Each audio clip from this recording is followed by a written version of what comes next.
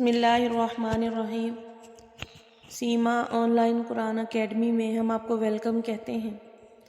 ہمارا اس اکیڈمی کا مقصد ہر عمر کے افراد کو قرآن سکھانا ہے اور ساتھ ہی ساتھ اپنی زندگی کی الجھنوں، مصیبتوں، مشکلات اور پریشانی میں گھرے ہوئے لوگوں کو قرآنی اور احادیث سے ثابت وظائف بتا کے ان کو پریشانیوں سے نکالنا ہے۔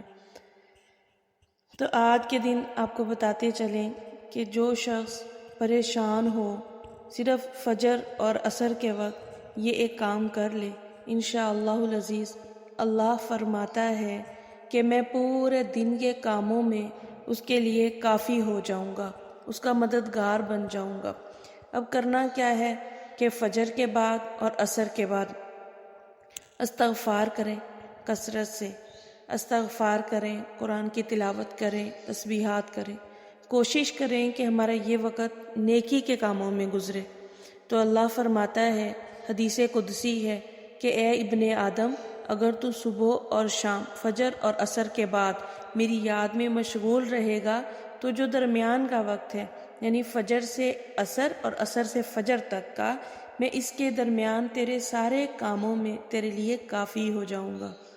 اسی طرح ایک حدیث ہے کہ حضرت موسیٰ علیہ السلام کو اللہ رب العزت نے وحی فرمائی کہ اے موسیٰ، کیا تو چاہتا ہے کہ میں ہر وقت تیرے ساتھ تیرے گھر میں رہوں؟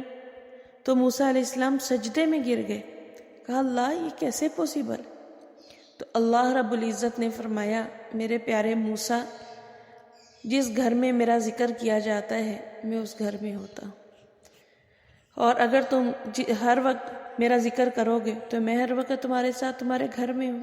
سبحان اللہ۔ تو بس اب کرنا یہ ہے کہ ہم نے فجر اور عصر کے بعد کے ذکر کو اپنے اوپر لازم کر لینا ہے، تاکہ اللہ رب العزت کی معیت، اللہ کا تعلق، اللہ کا ساتھ ہمیں نصیب ہو اور اللہ ہمارے دن بھر کے کاموں کے لیے کافی ہو جائے۔ اور جس کا اللہ ہو جاتا ہے اسے پھر دنیا کی کسی چیز کی ضرورت نہیں رہتی، نہ لوگوں کی، نہ دنیا کی چیزوں کی، نہ دنیا کے کسی بندے کی۔